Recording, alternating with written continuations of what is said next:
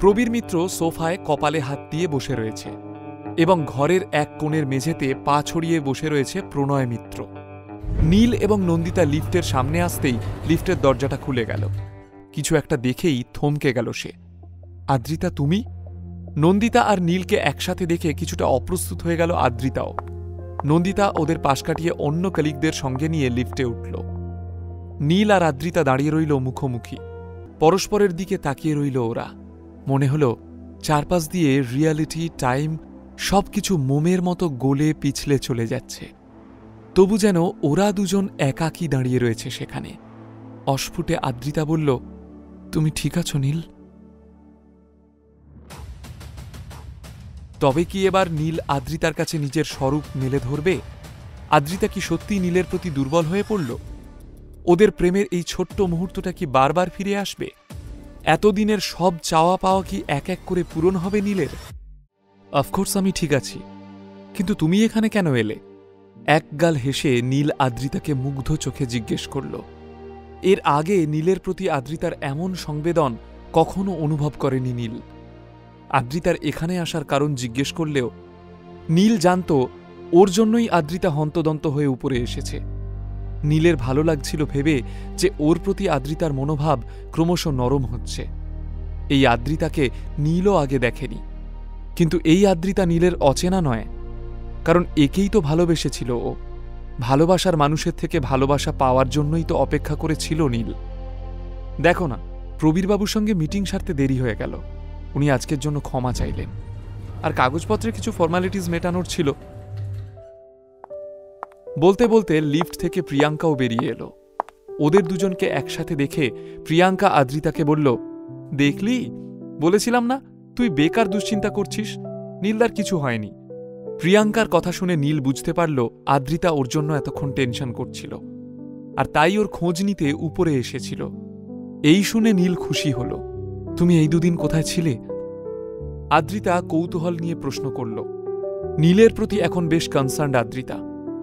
আমি একটা job join করেছি আদ্রিতা, স্যালারিটা বেশ ভালো, ওরা আমাকে থাকা খাওয়ার ব্যবস্থাও করে দিয়েছে। আদ্রিতা বেশ আশ্বস্ত হল নীলের উত্তর শুনে। ওর মনে হল অবশেষে নীল নিজের জীবনের ব্যাপারে ভাবছে, ও নিজের পায়ে দাঁড়ানোর চেষ্টা করছে। আদ্রিতা হাসি মুখে বলল, এটা তো দারুণ খবর। মনে মনে আদ্রিতা নীলকে শুভকামনা জানাল, যেন শান্তি পেল আদ্রিতা। কিন্তু প্রিয়াঙ্কা কিছুতেই আর শান্ত থাকতে পারল না। নীলের সাজানো এই মিথ্যেগুলো শুনে ও হেসে ফেলল। রয় চৌধুরী গ্রুপ অফ ইন্ডাস্ট্রিজের সিইও নাকি নিজের জন্য চাকরি খুঁজে পেয়েছে। কিন্তু নিজেকে সংযত করে নিয়ে খানিকটা দূরে গিয়ে দাঁড়ালো প্রিয়াঙ্কা, পাছে আদ্রিতা কোনো সন্দেহ করে আবার। আদ্রিতা এবার নীলকে জিজ্ঞেস করল, নীল, তাহলে তুমি বাড়ি ফিরবে কবে? নিজের প্রশ্নে নিজেই খানিকটা অপ্রস্তুত হয়ে গেল আদ্রিতা।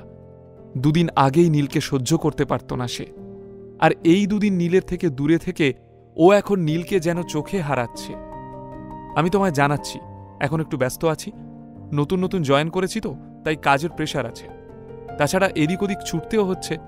এই তো আজ যেমন বসের জন্যই তো এখানে ফ্ল্যাট কিনতে আসতে হলো। উনি খুব ভালো মানুষ, আমারও খুব খেয়াল রাখেন। বানিয়ে বানিয়ে কথাগুলো বলে নীল এই লুকোচুরি খেলাটা শুরু করল। নীলের কথা শুনে আদ্রিতার যেন মন কেমন করে উঠল। সেদিন তুমি আমাদের জন্য তোমার প্রাণ বাজি রাখলে কেন? বিজন যদি কিছু করে ফেলতো? এত রিস্ক নেওয়ার কি দরকার ছিল? যদি কোনো বিপদ হতো? পুলিশ তো ছিলই। আদ্রিতা অভিমানের সুরে বলল। নীল আদ্রিতার কানের কাছে এসে হেসে উত্তর দিল, কারণ আদ্রিতা সেন আমার একমাত্র স্ত্রী। শেষ শব্দটা শুনে আদ্রিতার শরীর শিথিল হয়ে পড়ল। ও মনে মনে নিজেকে সমর্পণ করে দিল নীলের বাহুডোরে। ও নীলের বিবাহিতা স্ত্রী। তীর তীর করে কাঁপছিল ওর ঠোঁটের আশপাশ। কৃতজ্ঞতায় ভরে যাচ্ছিল ওর হৃদয়ের হ্রদ। এই সময় হঠাৎ আদ্রিতার ফোন বেজে উঠল। ফোন ধরে বুঝতে পারল ওর অফিস থেকে ফোন এসেছে, ওকে এক্ষুনি যেতে হবে। এমনিতেই এসব গোলমালে খানিকটা দেরি হয়ে গেছে ওর। সরি, আমাকে আজ অফিস যেতে হবে নীল, তুমি নিজের খেয়াল রাখবে তো? খুশি হয়ে ঘাড় নেড়ে সম্মতি জানালো নীল, আর বলল, তুমিও। একগাল হেসে প্রিয়াঙ্কাকে নিয়ে আদ্রিতা দ্রুত লিফটে উঠে পড়ল। এমন সময় ডিরেক্টর স্যার এসে নীলকে জিজ্ঞেস করলেন, স্যার, আজ আপনি একবার আপনার নতুন অ্যাপার্টমেন্টটা দেখতে যাবেন না? নিচে সব স্টাফেরা ওয়েট করে আছে আপনার জন্য। সবাই খুব হ্যাপি যে আপনি আমাদের কাস্টমার। চলুন আমরা সবাই মিলে আপনার নতুন ফ্ল্যাটে আপনাকে স্বাগত জানাই। কিছু পাওয়ার খুশিতে একটা গর্বের হাসি হাসল নীল। তারপর বলল, কেন যাব না, নিশ্চয়ই যাব, চলুন। নীলের জন্য অমলতাস অ্যাপার্টমেন্টের দামি কাঠের কারুকার্য করা বিরাট দরজা খুলে গেল। ভেতরটা ছবির মতো সুন্দর এবং গোছানো। 4টে বড় বড় furnished room with Greek interiors, big wardrobes, 80-inch television, modular kitchen, Italian furnished washrooms, private garden, private pool. আহা, এলাহি ব্যাপার! এমন সুন্দর বাসস্থান, এমন মনোরম পরিবেশ সারা কলকাতা শহর জুড়েও মিলবে কিনা সন্দেহ। কিন্তু নীল একার জন্যই ফ্ল্যাটটা কেনেনি। সঠিক সময় এলে আদ্রিতাকে নিয়ে আসবে এখানে। তাই আদ্রিতার পছন্দসই আরও কিছু ফার্নিচার, পর্দা, ঘর সাজানোর সরঞ্জাম এসবের একটা ফর্দ বানিয়ে ফেলল নীল। আদ্রিতা এবং নীলের প্রথম নিজের বাড়ি এই অমলতাস। স্বপ্নের মতো করে সাজাতে হবে নীলকে। দুদিন পর এক সকালবেলায় আদ্রিতার পছন্দের জিনিসপত্র কিনে ঘর সাজাতে শুরু করল নীল। ঘর সাজানোর সময় নীল আদ্রিতাকে খুব মিস করছিল।